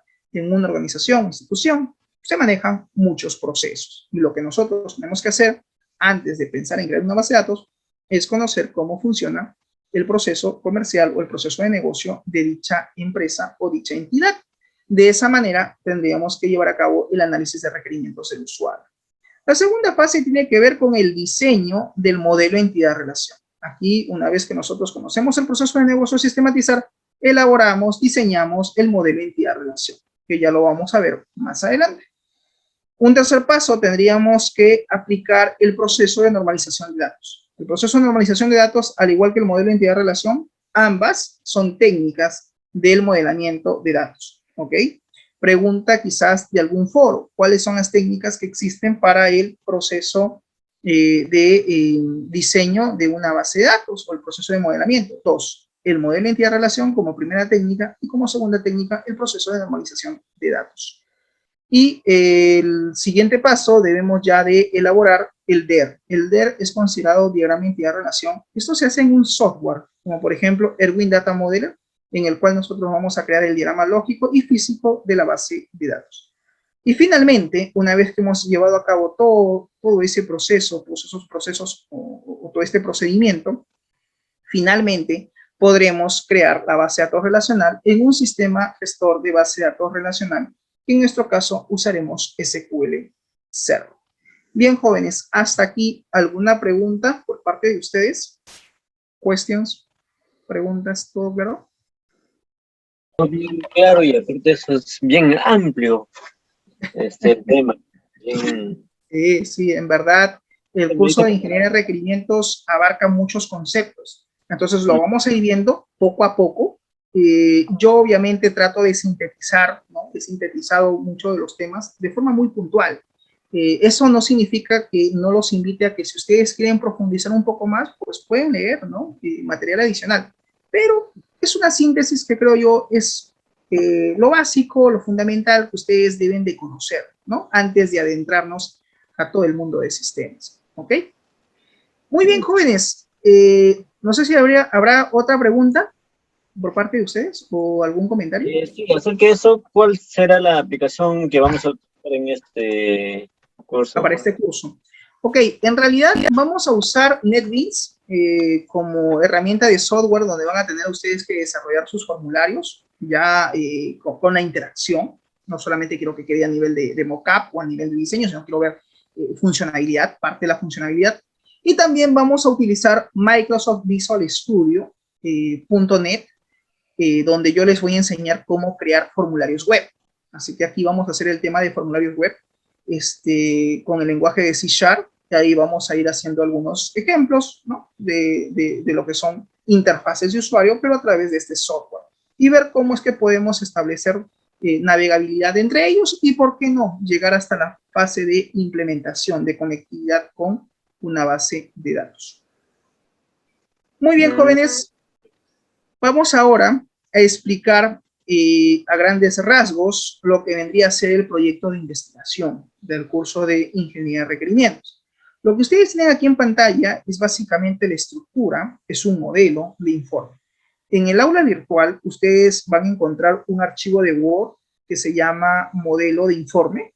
Por favor lo descargan y van a encontrar todos los ítems que voy a revisar rápidamente con ustedes a continuación. Muy bien, cada uno de ustedes va a tener que hacer una investigación, una propuesta, en el cual pues van a tener que elegir, claro está, una empresa. En este ejemplo tenemos la empresa Datinet del Perú S.A., en la cual pues en esta investigación, ¿no? Se tiene por objetivo la implementación de un sistema web. Es decir, acá queremos implementar un sistema web para el control de asistencia de personal de la empresa Datinet del Perú S.A. Como en toda investigación, ustedes han llevado fundamentos de investigación. Toda investigación tiene variables de estudio, ¿no? Acá, por ejemplo, yo tengo lo que viene a ser, en este caso, la solución, ¿no? La solución viene a ser la implementación de un sistema web. Esto vendría a ser la variable independiente. La variable dependiente hace referencia a la problemática. La problemática acá vendría a ser el control de asistencia del personal. Y como en toda investigación, pues tiene que haber una variable interviniente, que no es otra cosa el lugar de estudio o el lugar donde vas a llevar a cabo tu estudio, tu investigación. Y en este caso, la empresa donde se va a llevar a cabo la investigación es la empresa Datinet del Perú S.A. el ejemplo que estoy aquí citando. Muy bien, aquí colocarás los autores, o sea, sus apellidos y nombres. En el caso de ustedes, lo colocan en orden alfabético, ¿sí? De forma ascendente. Y luego viene el resumen. El resumen básicamente es una síntesis, una explicación breve de tu investigación, ¿no? Tú puedes iniciar tu párrafo de la siguiente manera. El presente proyecto de investigación tiene por objetivo fundamental implementar un sistema de control de asistencia, coma, que permita, ¿no?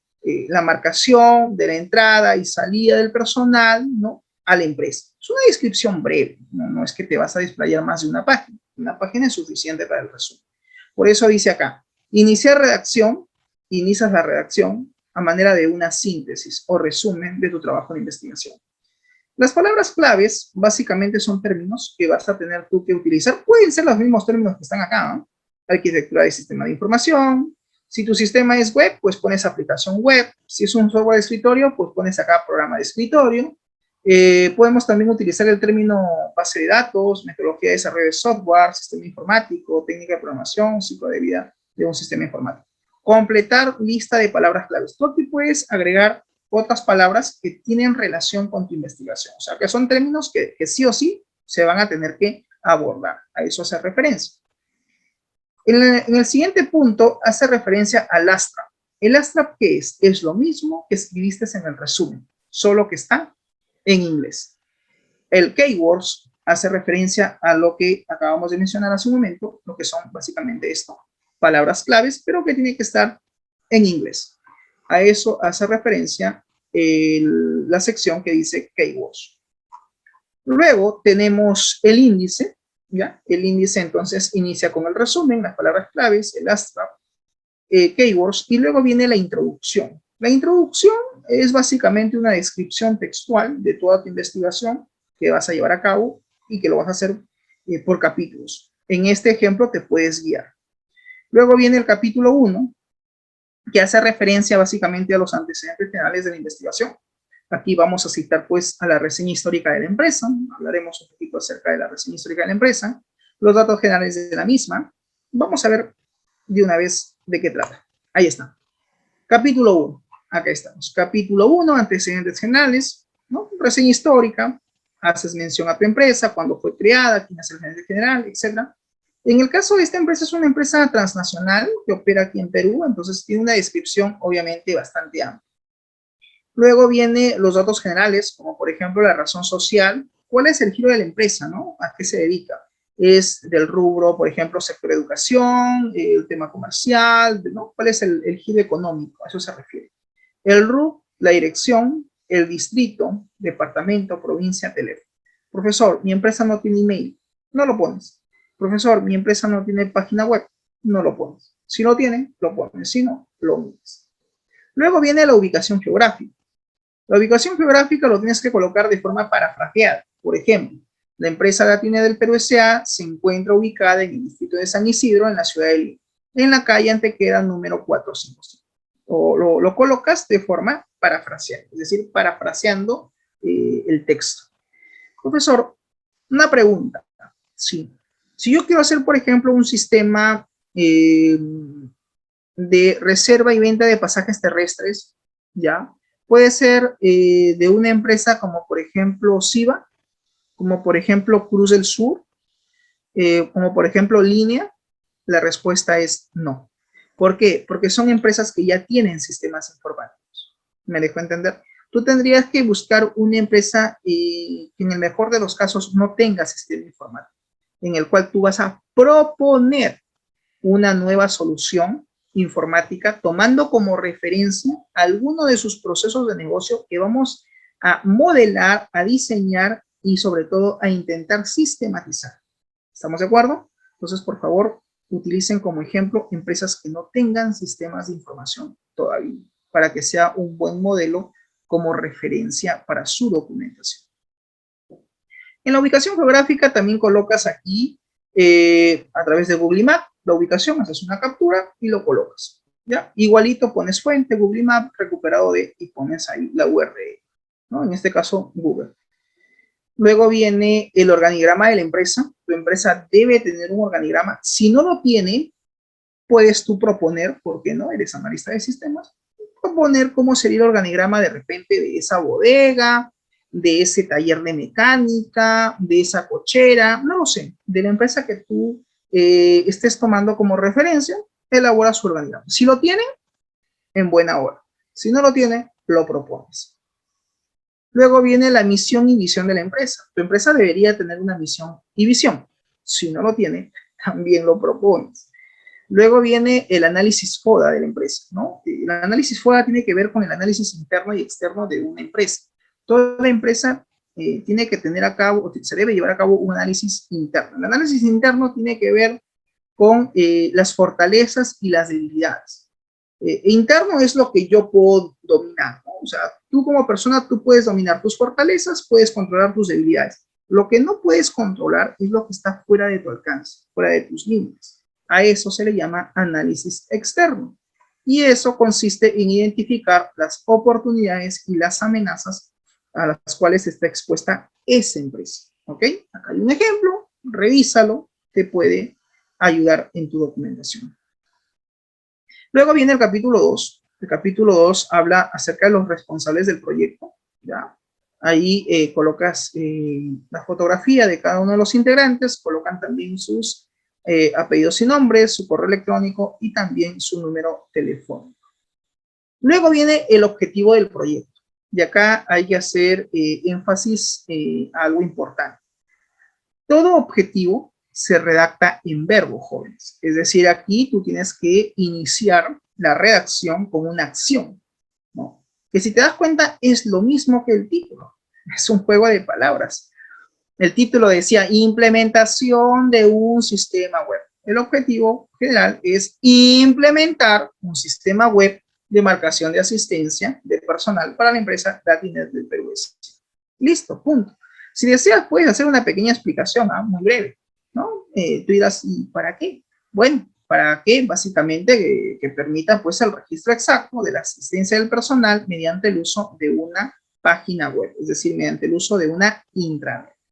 Luego van a venir los objetivos específicos que también se deben de redactar básicamente en verbo, como por ejemplo, aquí te estoy dando yo algunos ejemplos que te puedes guiar. Identificar y analizar la problemática situacional de la empresa, ese sería un primer objetivo. Identificar los procesos de negocio a sistematizar, ese sería otro objetivo. Analizar los requerimientos de usuario, ese es otro objetivo. Identificar las restricciones y o validaciones del sistema informático, eso también podría ser otro objetivo dentro del proyecto, así como también elaborar el cronograma de actividades del proyecto. Aplicar las técnicas de modelamiento y diseño de base de datos, elaborar los diagramas de caso de uso del negocio y casos de uso del sistema, y diagrama de clases.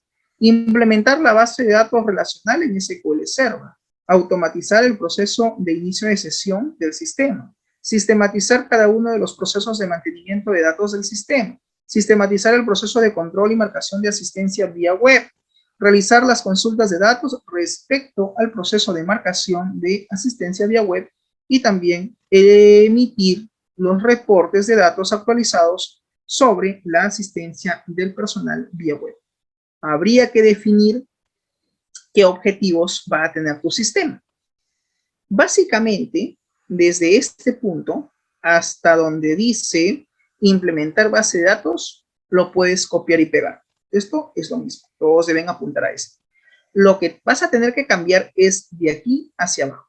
Es decir, todo esto que está acá va a tener que ser planteado en función a lo que se espera que haga tu sistema de información. Que dicho sea de paso, tiene mucha relación con los requerimientos de usuario. ¿Ok? Muy bien, entonces de esa manera plantean los objetivos específicos. El alcance del proyecto básicamente consiste en hacer mención, ¿no? Cuáles son los procesos que básicamente abarca tu proyecto. Tú ahí explicas cuáles son los procesos que abarcan en el proyecto y haces mención. Por ejemplo, dice, ¿no? El alcance del presente proyecto abarca específicamente el proceso de asistencia del personal, siendo los principales beneficiarios, pues, el área de recursos humanos y contabilidad, ¿no? Claramente se establece el alcance del proyecto y se define incluso los beneficiarios. Para una mejor explicación, el otro punto tiene que ver con los beneficiarios del proyecto. Aquí, pues, los principales beneficiarios del proyecto son básicamente el director de recursos humanos, así como el director de contabilidad, por supuesto, también la gerencia general, sobre todo al tener un registro exacto de la asistencia del personal. Entonces, aquí se está explicando quiénes son los individuos, ¿no?, los beneficiarios del proyecto. En la justificación del proyecto, la justificación, ¿qué es justificación? Justificación viene del verbo justificar, ¿no? La justificación consiste en explicar las razones o los motivos del por qué has hecho esa investigación. Es como, por ejemplo, cuando ustedes faltan a clases, ¿no? Dicen, muy bien, señores, cuando estaban, acuérdense, en el tema presencial, ¿no? Profesor, he faltado a clase, pues presenta tu justificación de inasistencia, ¿no? Hacías un documento y explicabas el motivo, las causas del por qué no has podido ir a clases, ¿verdad? Entonces, acá es lo mismo, solo que aquí la justificación, las razones o motivos van a estar enfocados al porqué del desarrollo de ese proyecto. Entonces, aquí, bueno, te dejo el ejemplo para que tú, por favor, lo revises. A ver, vamos a leer rápidamente en qué consiste.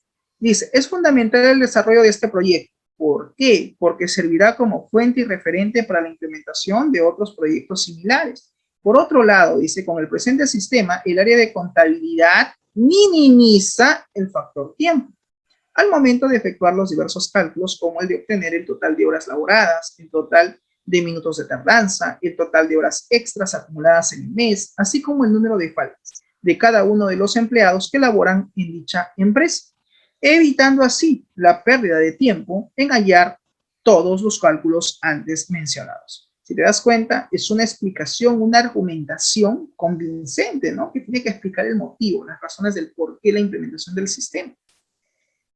En el caso de que el empleado dice se ausente dentro de la empresa, sea por motivo de permiso, a causa de un descanso médico, por vacaciones, fue despedido, renunció, o cuando el empleado quizás presenta pues una justificación respecto a su inasistencia a la empresa, el sistema estará en capacidad de realizar la actualización del estado, o tiene que actualizarse el estado de la asistencia del personal, cuando recursos humanos inclusive lo considere o lo cree necesario, ¿no?, o pertinente su actualización.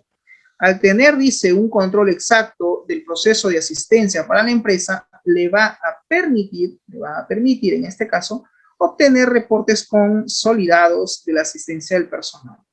Esto es fundamental tanto para el área de recursos humanos como también para la gerencia general y sobre todo para el área de contabilidad, cuando se tengan que tomar decisiones y efectuar las sanciones o llamadas de atención al personal a través del envío de memorándums a aquellos empleados, ¿no?, sobre todo a aquellos empleados que incumplan con la normal asistencia de la empresa, a la empresa. Muy bien, el otro punto tiene que ver con las limitaciones. Las limitaciones básicamente son las restricciones, ¿no? Lo que te impide, lo que te imposibilita llevar a cabo tu investigación. Esto también te lo van a pedir en tu proyecto de tesis. Muy bien, las limitaciones. Por ejemplo, tú aquí puedes citar cualquier tipo de limitación, menos la parte económica. Tú no puedes decir que existe una limitación económica en tu proyecto. Eso no puedes hacer, porque si no, el jurado te puede decir que tu proyecto no es viable. ¿Por qué? Porque tú así lo has dicho en las limitaciones. Entonces, no puedes desarrollar un proyecto que económicamente no es viable. Una limitación que muchas veces se suele citar en toda investigación es el factor tiempo, ¿no? Por ejemplo, una de las limitaciones más representativas es el factor tiempo. Esta es una limitación temporal, puesto que a medida que avancemos con el desarrollo del proyecto, solo nos basaremos en el estudio del proceso de control de asistencia y reporte, ¿no? El control de asistencia de personal y los reportes. Entonces, aquí claramente nos está indicando en qué cosas se va a basar la investigación, se va a basar el estudio, únicamente en ese proceso. Y también lo dice de forma explícita que una de las limitaciones es el factor time. Bueno, este es el factor principal, dice, que debemos superar. Profesor, una pregunta. También puedo yo poner acá como limitación quizás la parte de conocimiento, la falta de experiencia. Sí, también es una limitación, pero siempre haciendo mención que son limitaciones que espera superar, ¿ok? A lo largo del desarrollo del sistema o del proyecto. Luego tenemos la fase de metodología. Lo hablábamos, ¿te acuerdas? Metodologías de desarrollo de software. Bien, la metodología. El presente proyecto informático, dice, ha sido concebido bajo la filosofía del pensamiento Lean. Bueno, esto obviamente es una metodología ágil, la cual tiene por objetivo esencial la eliminación sistemática de actividades innecesarias en el proceso de asistencia. De esa forma se aumentará la eficiencia en el registro de marcación y se minimizará el tiempo en el proceso de asistencia, y también se va a reducir el costo que demanda, pues, ¿no? Para la empresa tener una persona que esté dedicada, ¿no? Sobre todo a realizar dicha función. Para ello se han aplicado los mandamientos del pensamiento Lean. Todo esto es básicamente la metodología Lean, que tiene que ver, pues, con una metodología de desarrollo ágil. Yo no les sugiero que ustedes lo enfoquen sobre Lean, el pensamiento Lean, porque es algo que no vamos a ver. Lo que sí puedes hacer es, de este párrafo, pasar inmediatamente al siguiente. Es decir, el presente proyecto informático ha sido concebido bajo el ciclo de vida de desarrollo de los sistemas informáticos. Para eso se ha utilizado el modelo cascada, en el cual se basa, pues, en el análisis de requerimientos, las especificaciones, el diseño, la implementación, las pruebas y el mantenimiento. Para entender mejor el proceso de negocio, dice, se ha empleado el Business Process Management, que básicamente es la gestión de procesos de negocio, ¿no? Esta es una metodología, dicho sea de paso, la cual, pues, va a permitir modelar cada uno de los procesos que forman parte de la actividad del negocio. La metodología de desarrollo de software ha sido utilizado en este caso el lenguaje de modelamiento unificado, es decir, UML, a través de la identificación de los requerimientos, la elaboración de los diagramas de caso de uso, tanto también del negocio como del sistema. El diagrama de clases, el diagrama de componentes, el diagrama de actividades, y finalmente, pues, para el proceso de codificación del sistema, se ha desarrollado dicho sistema bajo la técnica de la POO. ¿Qué significa POO? Programación orientada a objetos. Bien, de esa manera pueden ustedes guiarse también para que expliquen su metodología de desarrollo. Luego viene el cronograma de actividades. El cronograma de actividades no es otra cosa que básicamente una serie, de acciones o de pasos que debemos de realizar dentro del proyecto. ¿Te puedes guiar? ¿Puedes usar el mismo modelo? Sí. Puedes tú todo esto representarlo a través de Microsoft Project. Ese es el programa que van a tener que utilizar más adelante para que puedan colocar el cronograma de actividades y generar el diagrama de Gantt. ¿Ok? Luego viene el estudio de factibilidad de un proyecto. Sí, en todo sistema, en toda investigación, tiene que tener un estudio de factibilidad o viabilidad. Un sistema informático es un proyecto. Tienes que hacer un estudio de factibilidad a nivel técnico, a nivel operativo y a nivel económico. Aquí, por ejemplo, dice la empresa actualmente cuenta con su propio cableado de red. O sea, el estudio de factibilidad técnica es describir, ¿no?, todos los equipos de hardware, toda la parte técnica, los recursos TICs que se necesitan para la implementación de ese sistema. ¿Estamos de acuerdo? Aquí obviamente se está haciendo una descripción de qué cosa es lo que cuenta la empresa. La empresa cuenta, pues, con un cableado de red, incluye un patch panel, cuenta con 12 computadoras, un servidor de correo, un servidor de base de datos, donde almacenan, pues, la información para el sistema de almacén de compras y ventas. Nuestra base de datos dice que contendrá la información sobre la asistencia del personal, pues va a ser instalado en el servidor de la base de datos que cuenta la empresa. Por ello que a continuación se detalla, y lo voy a seleccionar, lo voy a sombrear, dice lo siguiente. Es por ello que a continuación se detalla solo el equipo técnico necesario y recomendado para el funcionamiento del sistema de control de asistencia. Ustedes también harán una tablita similar a esta y detallarán qué equipos de hardware o licencias de software quizás necesita la empresa adquirir para poder llevar a cabo el proceso de sistematización, ¿no? Luego viene el estudio de factibilidad operativa, ¿no?, en el cual ustedes van a tener que describir, ¿no?, los beneficios que trae ese sistema para la empresa. Es una descripción básicamente textual. Por ejemplo, dice, la empresa ha encontrado muchas dificultades en el sistema manual que utilizaban, puesto que no se ha alcanzado al propósito deseado, ¿no?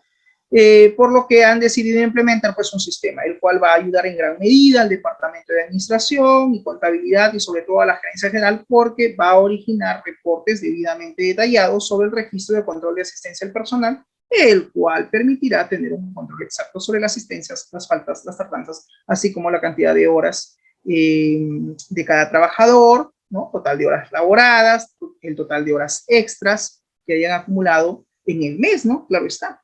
Y luego viene el estudio de factibilidad económica. Todo proyecto pues tiene que tener un estudio de factibilidad económica. Aquí básicamente dice la empresa es consciente de que el sistema propuesto brindará beneficios económicos tangibles. Es por ello que es necesario que la empresa realice una inversión. Aquí ustedes van a tener que colocar cuánto es lo que van a cobrar por hacer dicho sistema, ¿no? El desarrollo del sistema tiene un costo, no lo van a hacer gratis. Y la instalación del sistema también podría tener un costo si es que ustedes así lo desean, y si es que consideran que tienen que capacitar al usuario y también van a cobrar por ello, pues también los bonos. Si no, de repente la capacitación del uso del sistema lo vamos a hacer, pero no vamos a cobrar nada. Entonces aquí le pones 0 horas y sumas cuánto es lo que llega el desarrollo de ese sistema. ¿Ok? Muy bien, luego viene el ciclo de vida del sistema informático. Aquí ya procedemos a desarrollar el sistema y pasamos, o en este caso iniciamos con el análisis de la propuesta tecnológica.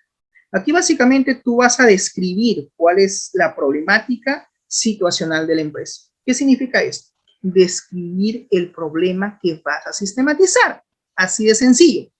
Tú acá te puedes guiar también de este ejemplo, ¿no? Dice acá, actualmente la empresa Datinet del Perú S.A. se tiene por necesidad sistematizar el proceso de control de asistencia del personal, ya que actualmente dicho proceso, y está incluso subrayado, se realiza de forma manual.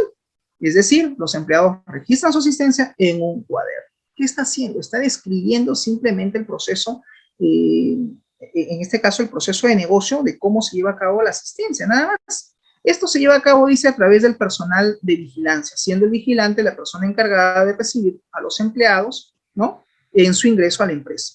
Por otro lado, el proceso de asistencia consiste en registrar manualmente, ¿no?, los datos del empleado, así como, por ejemplo, su hora de ingreso, su hora de salida, y adicionalmente el empleado deberá firmar un registro. Esto ocasiona malestar y pérdida de tiempo al área de contabilidad, al momento, pues, de llevar a cabo el control, ¿no?, de las horas laboradas, así como el total de minutos de tardanza, de faltas, y también de horas extras, ¿no?, que ha acumulado por día, ¿no?, cada uno de esos empleados, ¿no?, por día y también por mes, dicho sea de paso. Sin duda alguna, se debe tener el consolidado de asistencia de cada empleado, el cual ayudará enormemente al área de contabilidad al momento de realizar la planilla única de remuneraciones de forma mensual. Específicamente, cuando se desea efectuar los descuentos respectivos por faltas y o tardanzas adicionalmente del pago de horas extras. De esa forma, guíate de esa forma, muy similar hacia la descripción de la problemática situacional. ¿Tienes que describir el problema, profesor? Sí, porque si no hay descripción del problema, entonces, ¿cómo vas tú a sistematizar algo? Tienes que tener en claro el proceso de negocio. Luego viene la descripción del proceso de negocio, pues aquí se ha mencionado, es un solo proceso, un proceso de control de asistencia. Y luego vienen los requerimientos de usuario. Para eso hay un formato, una tablita, en el cual pues vamos a identificar el nivel de prioridad, ¿no?, de cada requerimiento, donde 1 es nada urgente, donde 2 es poco urgente, donde 3 es intermedio, donde 4 es urgente y donde 5 es muy urgente. Aquí colocamos, en este caso, el título del proyecto, el título del sistema, colocamos al líder del proyecto. Aquellos que van a ser grupo de 3 tienen que elegir a un líder, o sea, quién va a ser el representante, quién va a ser el jefe del proyecto. Y luego ustedes aquí van a colocar cada uno de los requerimientos funcionales del sistema. Acuérdate que los requerimientos funcionales es lo que se espera que el sistema realice, ¿verdad? Por ejemplo, ¿no?, como requerimiento funcional número 1, se necesita una interfaz para el inicio de sesión del sistema. Se necesita un acceso al menú principal del sistema. Se necesita un mantenimiento de área, se necesita un mantenimiento de cargo, se necesita un mantenimiento para el registro de los distritos. Se necesita un mantenimiento de personal, se necesita generar un código de barras para cada empleado, se necesita el registro de la agenda telefónica de cada empleado, se necesita un registro de los usuarios, se necesita el registro del horario de personal de cada empleado, ¿no? ¿Cuál es el horario laboral? Se necesita un control de apertura de registro de asistencia, se necesita un inicio de sesión en la intranet, se necesita cambiar la contraseña, se necesita el acceso al menú de la intranet. Se necesita también una interfaz donde permita el control de la marcación de asistencia del personal. Se necesita calcular las horas de tardanzas y horas extras. Se necesita llevar un control del registro de vacaciones. Se necesita también consultar el horario del personal, así como también un reporte de los códigos de barra. Necesitamos también como parte del sistema un control del mantenimiento y de la asistencia del personal. También necesitan la actualización de los datos personales del usuario, así como también consultar la asistencia. La solicitud de adelanto de sueldo, consultar dicha solicitud de adelanto de sueldo. Existe otro requerimiento que tiene que ver con el hecho de poder realizar consultas de datos, el hecho de poder generar reportes de datos. Cada uno de esos requerimientos tiene una fecha, tiene un nombre de proceso y tiene un orden de prioridad. El orden de prioridad, eso lo va a determinar el usuario. El usuario me va a decir cuál es importante, más importante, cuál es nivel intermedio, etc. De acuerdo a ese nivel de prioridad, tú lo tienes que clasificar. Hasta aquí, jóvenes, ¿alguna pregunta con el tema de los requerimientos funcionales del sistema? ¿Preguntas? ¿Estamos claros? ¿Questions? Profe, todo eso vamos a hacer en NetBeans. Todo esto lo vas a hacer en la documentación de tu proyecto. Las interfaces pueden ser en NetBeans o puede ser en Visual Studio, a manera de página web, cuando ya yo les enseñe esa parte. Ya, o sea, toda la información, lo que se hizo, tiene que ser así como está. Claro, todos los requerimientos del usuario, tú lo tienes que pasar a una tabla, que es esta de acá. Tú tienes que identificar cuáles son los requerimientos funcionales del sistema. Por eso explicamos qué cosa será un requerimiento de usuario, ¿no? Mediante el requerimiento de usuario, yo voy a tener que identificar cuáles son los requerimientos funcionales. Un requerimiento funcional es lo que yo espero que el sistema haga. Y el usuario me dice, mira, necesito una ventana para el logueo, necesito una ventana para registrar al personal, necesito un formulario, una ventana para registrar a los productos, etcétera, etcétera. Todos esos requerimientos los tienes que colocar en este formato. Bien, trabajo. ¿Está bien bonito. Sí, va a estar bonito. Muy bien. Ahora, jóvenes, una vez que ustedes han clasificado sus requerimientos, yo te doy esto como ejemplo, claro está, lo he detallado, son 26 requerimientos. Cada uno de esos requerimientos después lo tienes que explicar, así, paso a paso. Yo aquí en este ejemplo solamente he puesto de algunos, no obviamente de los 26, pero sí de algunos. Por ejemplo, voy a centrarme en la explicación solamente en uno. Dice, solicitud de adelanto de sueldo, que es un requerimiento, solicitud de adelanto de sueldo, ok. Ese requerimiento, que es el requerimiento funcional número 23, dice lo siguiente. El sistema web deberá validar si el rango de fechas de la solicitud de adelanto de sueldo se encuentra dentro del rango del día 10 al día 14 de cada mes para poder ingresar la solicitud de adelanto de sueldo. De caso contrario, el sistema web deberá realizar el bloqueo respectivo para denegar el ingreso de la solicitud de adelanto de sueldo por parte del empleado. Si te das cuenta, tú tienes que explicar cuál es, digamos, la descripción de ese requerimiento, porque ese requerimiento puede tener ciertas condiciones, ciertas restricciones. Aquí es donde tú tienes que explicar la descripción o el alcance de cada uno de esos requerimientos que has tipificado en la tabla líneas arriba. ¿Estamos claros hasta aquí? ¿Sí? ¿Se entiende? Cada requerimiento tiene que ser explicado, descrito. ¿Ok? Muy bien. En lo que son cambios históricos no hacen nada, solo dejan en blanco.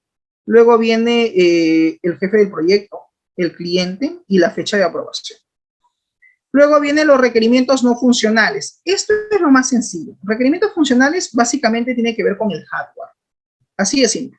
Por ejemplo, necesitan un servicio de hosting para la parte web, se necesita un servidor de base de datos de SQL y se necesita un servidor web. No necesitan más. Lo que faltaría aquí colocar es la descripción, ¿no? ¿Qué características va a tener ese servidor, la memoria, el disco duro, etcétera? Habría que aquí describir esas características de esos requerimientos no funcionales. En cambios históricos no colocan nada, eso no lo vamos a tocar por ahora, y igual colocan parte del formato. Luego viene el tema de las restricciones o validaciones del sistema. Bueno, obviamente el sistema va a tener restricciones. Aquí habría que analizar qué restricciones van a existir, ¿no? Acá yo te he puesto dos ejemplos. ¿no? De restricciones. Pueden haber más, claro que sí.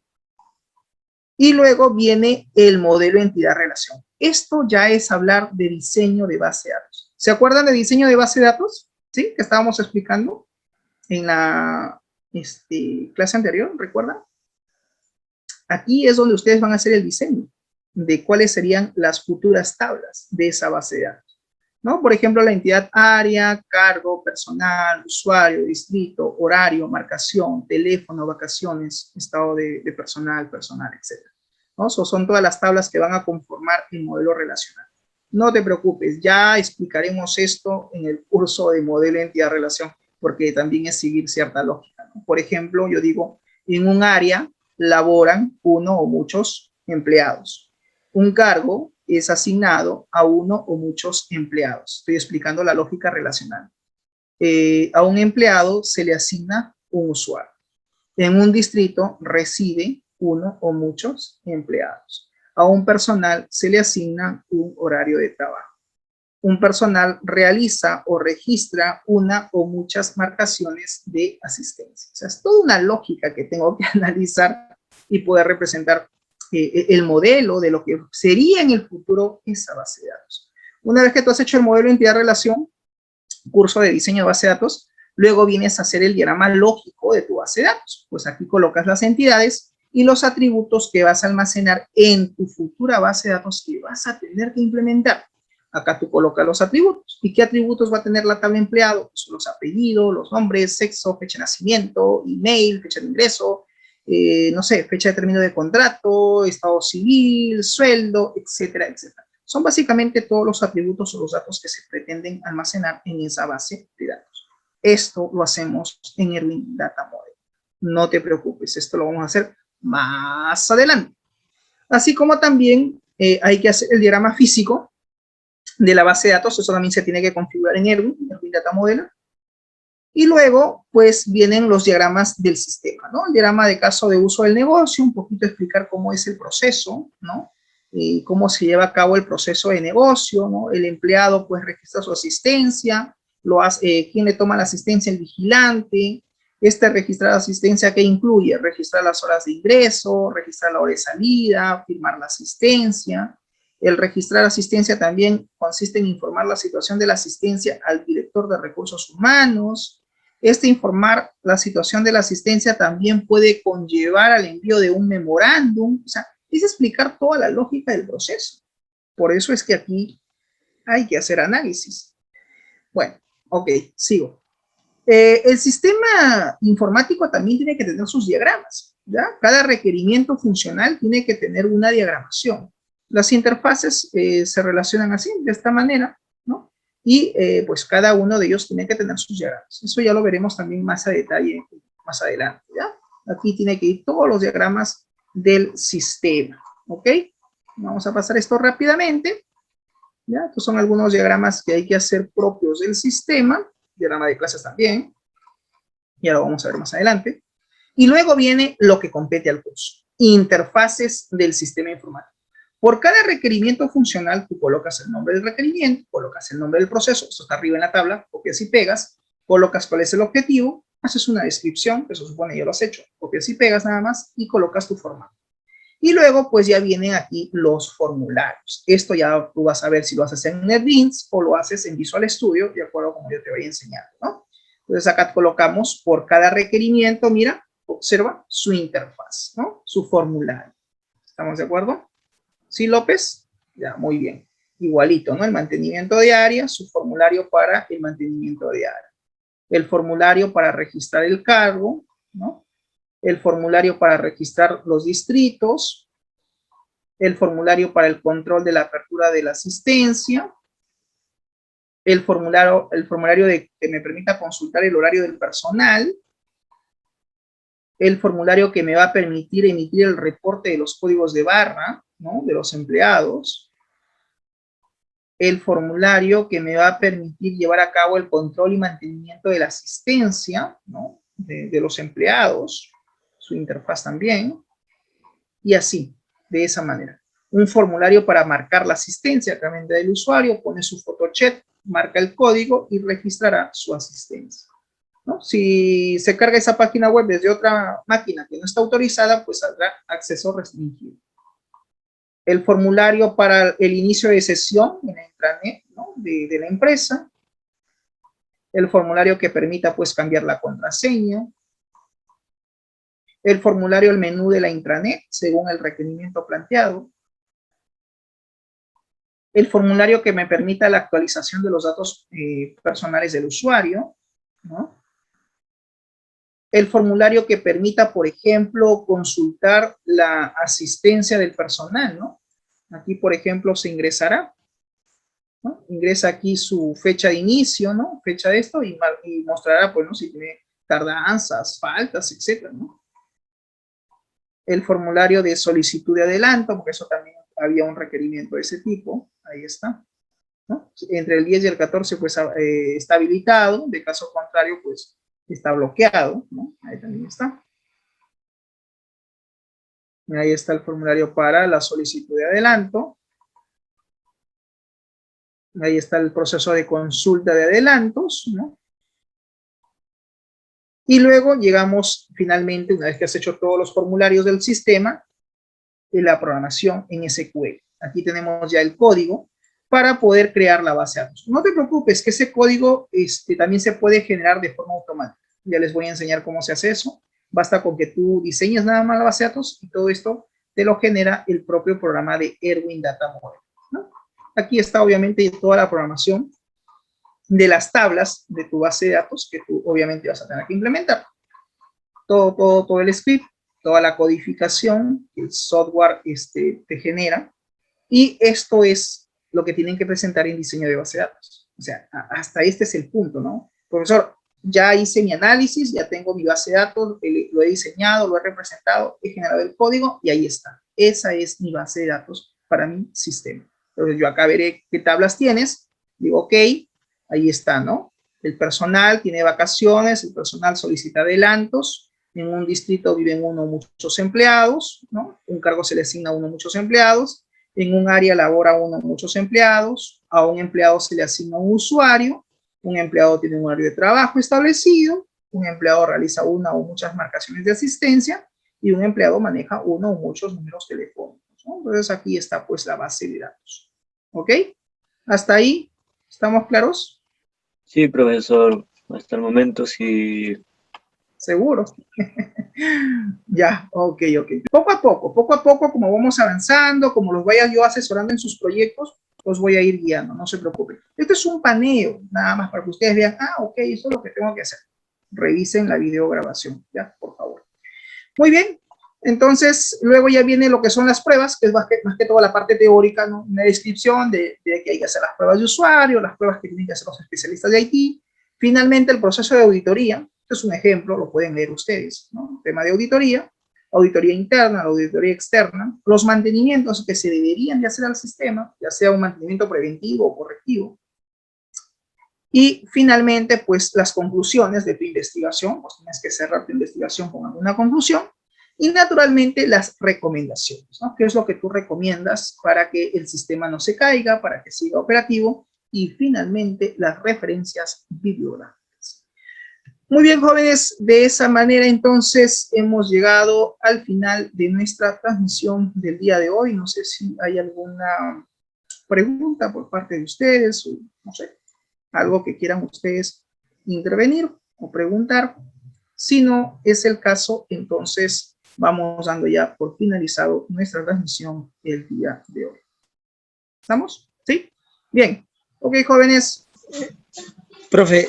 Sí, te escucho. Disculpa, ¿toda esta documentación se va a tener que hacer con una empresa real? Sí, una empresa que exista al menos, ¿no? Tomándolo como referencia, solamente tomándolo como referencia por ahora. Ya cuando estés en el quinto o sexto semestre y tengas que hacer tu tesis, lo ideal es que la investigación lo hagas lo más real posible, ¿no? O sea, que sea una empresa donde finalmente se aplique el sistema. Ese es un poco el objetivo. Ya, profe, gracias. Muy bien, ok. Muy bien, jóvenes. Entonces, no me queda más que despedirme. Les deseo un buen fin de semana y conmigo será hasta la próxima. Nos vemos, cuídense. Chau, chau. Gracias, profe. Nos vemos, hasta luego, cuídense, cuídense. La próxima. Hasta la próxima semana. Por favor, no se olviden de revisar el material de clases.